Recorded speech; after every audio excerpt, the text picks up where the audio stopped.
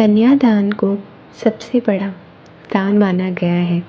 ये दान है उन गुणों का जो उसे अपने पिता के घर से मिला है और जिसकी शक्ति के कारण वह कन्या बड़ी सादगी से अपने पति के माता पिता अर्थात अपने सास ससुर को अपने माता पिता का दर्जा देती है।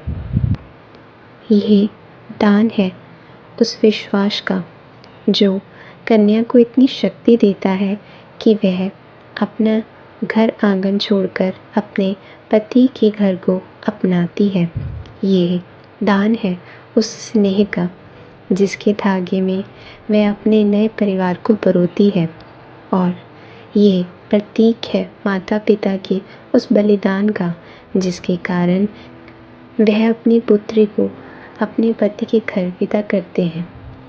ये कन्यादान शब्द एक बेटी को कभी कभी पराया सा बना देता है, लेकिन अपने माता पिता को संकट में देखकर उस बेटी पर क्या गुजरती है, ये परायापन उसे भीतर से कितना खोखला बना देता है, इसका अंदाज़ा वही बेटी लगा सकती है।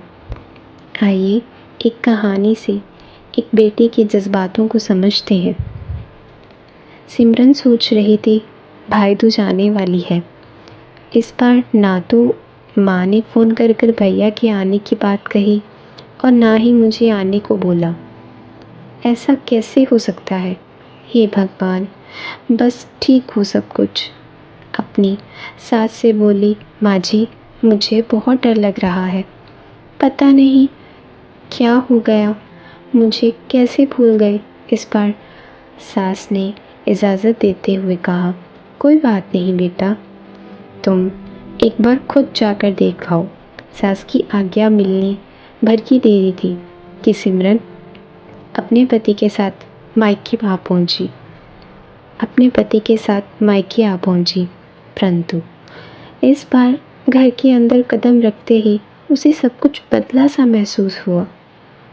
पहले जहां उसे देखते ही माता पिताजी के चेहरे खुशी से खिल उठते थे, इस बार उन पर परेशानी की झलक साफ दिखाई दे रही थी। पहले भाभी उसे देखते ही दौड़ी चली आती और प्यार से गले लगा लेती थी, पर इस बार दूर से ही एक हल्की सी मुस्कान दे डाली। भैया भी ज़्यादा खुश नहीं दिखे। सिमरन ने जैसे तैसे एक रात बिताई, परंतु अगले दिन जैसे ही उसके पति उसे मायके में छोड़ वापस गए, उसने अपनी माँ से बात की। तब उन्होंने बताया इस बार कोरोना के चलते भैया का काम बिल्कुल बंद हो गया, ऊपर से और समस्या आई। बस इसी वजह से तेरे भैया को तेरे घर भी ना भेज सकी। सिमरन बोली, कोई बात नहीं माँ, ये मुश्किल दिन भी जल्दी निकल जाएंगे, आप चिंता मत करो। शाम को भैया भाभी आपस में बात कर रहे थे जो सिमरन ने सुन ली। भैया बोल रहे थे पहले ही घर चलाना इतना मुश्किल हो रहा था, ऊपर से बेटे की कॉलेज की फीस।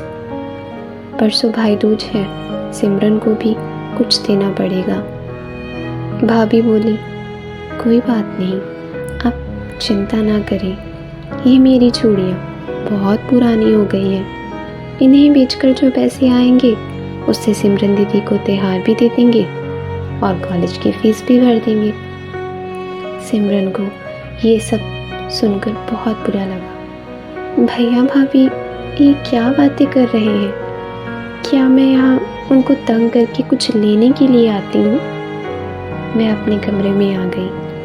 तभी उसे याद आया, शादी से कुछ समय पहले जब वह नौकरी करती थी तो उसने बड़े ही शौक से अपनी पहली तनख्वाह लाकर पापा को दे दी थी। तब पापा ने कहा था, ये पैसे अपने पास ही रख ले बेटा, मुश्किल वक्त में काम आएंगे। इसके बाद वह हर महीने अपनी सारी तनख्वाह बैंक में ही जमा करवाती रही। शादी के बाद जब भी मायके आई तो माँ ने उसे पैसे निकलवाने को कहा, पर सिमरन हर बार कह देती, अभी मुझे ज़रूरत नहीं, पर आज उन पैसों की उसके परिवार को ज़रूरत है।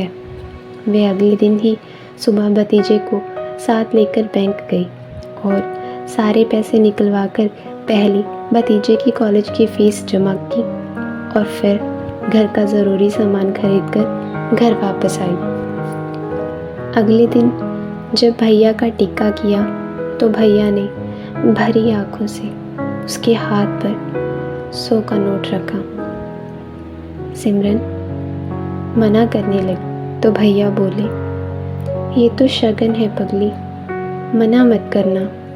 सिमरन बोली, भैया बेटियां माई के शगुन के नाम पर कुछ लेने नहीं बल्कि अपने माँ बाप की अच्छी सेहत की कामना करने, भैया भाभी को माँ बाप की सेवा करते देख ढेर दुआएं देने और बड़े होते भतीजे भतीजियों की नज़र उतारने आती हैं।